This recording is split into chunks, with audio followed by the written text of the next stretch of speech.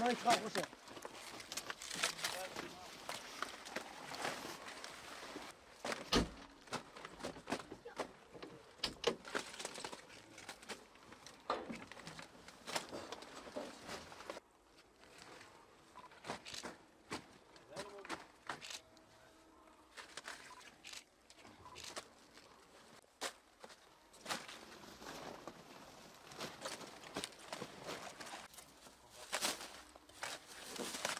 Sen kaya ki koy.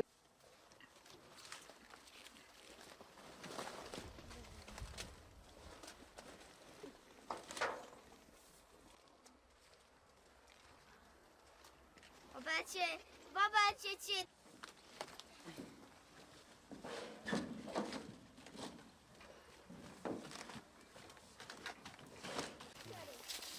Güneydoğu'nun yükte birinci. Şimdi biz Balpınar Yeni Mahalle Köyü'nde çiftçilikle uğraşıyoruz. Şimdi biz devletten destek istiyoruz. Şimdi ektiğimiz mal karnabahardır. Fidanını 300'den alıyoruz. Tarlaya ekliyoruz, dolmuyor bize 2 milyara mal alıyor. Şimdi kilosunu halde 700'e veriyoruz. Marketlerde kilosu 2 milyon 3 milyon paradır. Biz devletimizden yardım istiyoruz ve destek istiyoruz. Biz tarıma başvurduk. Fidan için tarım bize fidan vermiyor.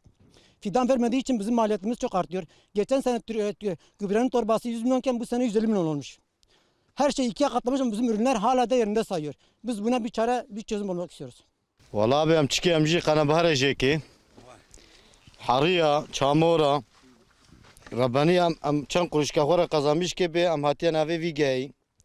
Masraf bahaya, işçilik bahaya. Yani kolay kesin kervi işi ki. Mazot bahaya, araba bahaya, kire bahaya, masraf bahaya, her tiş bahaya. Allah'ım bu gazı devletime destek edeme, ne deme, işime zora.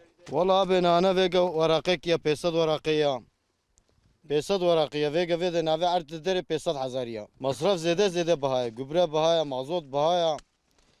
Motorek bu 300 milyar para abi kesin kere motorek ki bu kriberde cot ki. Yani iş zora. İşe ve çiftçilik zede zora.